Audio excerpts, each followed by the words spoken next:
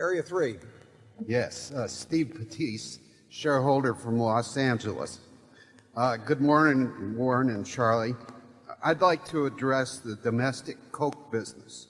It seems to me that Coke has been pulling back from what former great CEO Roberto Goizueta often said, and I paraphrase, we can't control what soft drinks people buy at retail, but in public venues, including food service, we can control that. We've all heard about the marquee losses that Coca Cola has had, such as the NFL, United Airlines, and emerging restaurant brands like Baja Fresh Mexican Grill. But they're also losing contracts with major or minor league baseball, college, and high school venues. Furthermore, it's my understanding that our competitor PepsiCo has been the fastest growing domestic beverage company for 3 consecutive years. My question is, has Coke's vision changed, and is my perception that the domestic fountain division has lost their way correct? Yeah, no, I would not say that's correct, but I understand the reason for the question, because there is the question always of the marquee type accounts. I mean, the truth is, either of the 2 major colas that are going to be sold and associated with, say, the Olympics or Disney World or whatever it is going to lose a lot of money, if only directly thought of in terms of those contracts. But there is that association over years. I mean, Coke wants to be where people are happy, and they want that in people's minds, and that tends to be, you know, it's sporting events, it's the Disneylands, Disney Worlds of the world. But in the end, can you have a determination to be at every one of them at any price? And the answer obviously is no.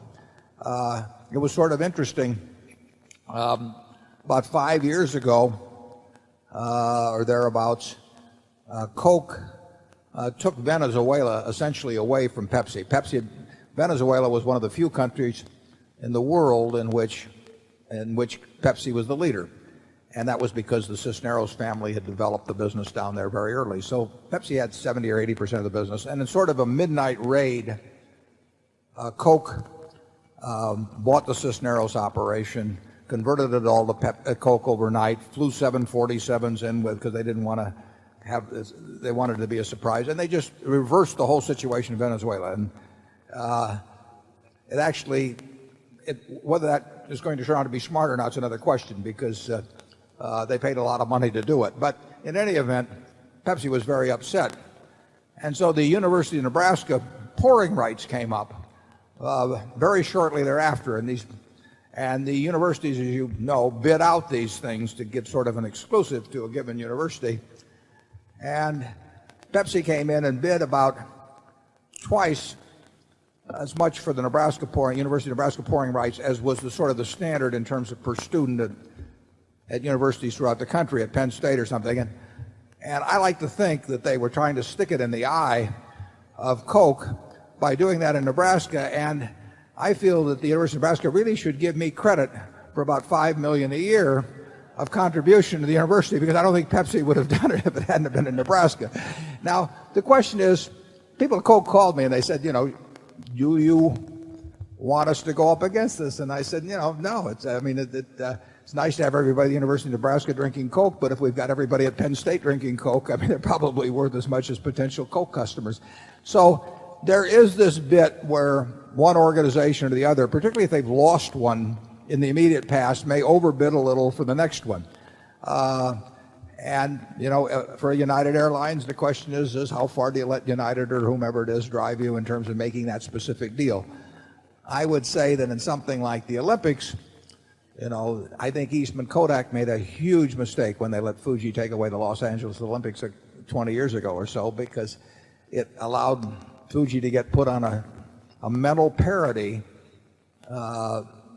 to a degree with the Kodak, whereas Kodak had always owned that. And now Fuji was there with Coca Cola and IBM and a few premier companies, and it was a mistake. So in the end, you end up overpaying in any kind of an objective quantitative sense for most of these marquee properties. But you can't, it'd be foolish to think that you had to have them all. Coca Cola, actually Pepsi Cola, colas have generally declined somewhat as a percentage of per capita consumption in the United States. And Pepsi Cola has lost considerably more than Coke. What has kept Pepsi doing well basically is Mountain Dew. Mountain Dew has been a very successful product for Pepsi, and that has gained share in carbonated soft drinks. Carbonated soft drinks, the average person in this room drinks 64 ounces of liquid a year. Carbonated soft drinks are just under 30% of that. And beer and milk are each about 11 or 12%. They're both down from 10 years ago. Carbonated soft drinks are up substantially. Bottled water is up somewhat, but the only two categories that are really up are carbonated soft drinks from 10 years ago and bottled water. Coffee's down significantly. You think Starbucks has done a lot, but coffee just keeps going down and down and down. If you look at Coke, of the almost 30% of liquids consumed in the United States, they have about 43% of the 30 in their arena. So you're talking 13% of all liquids, tap water, everything else that the American people drink is a Coca-Cola product. And it's off a couple tenths of 1% from the high, but it's higher than 5 years ago. It's higher than 10 years ago. And actually in the first quarter, it did quite well too. So I think there's been I'm sure there's been no loss of marketing vigor. Doug Daft is a marketer at heart. He comes from he's put together the same way as along the same lines as Don Keel. There'll never be another Don Keel, but Doug is the same type of guy. He's in tune with the product. And I would, if I had to bet, I would bet the market share of Coke in terms of both carbonated soft drinks and in terms of water. I mean, the gains in Dasani last year were like 95%. In the first quarter, they were about 60%. Those are huge gains.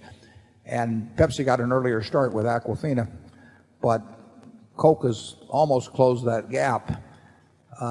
Coke is a very, very powerful marketing organization. Sold 0.7 billion cases.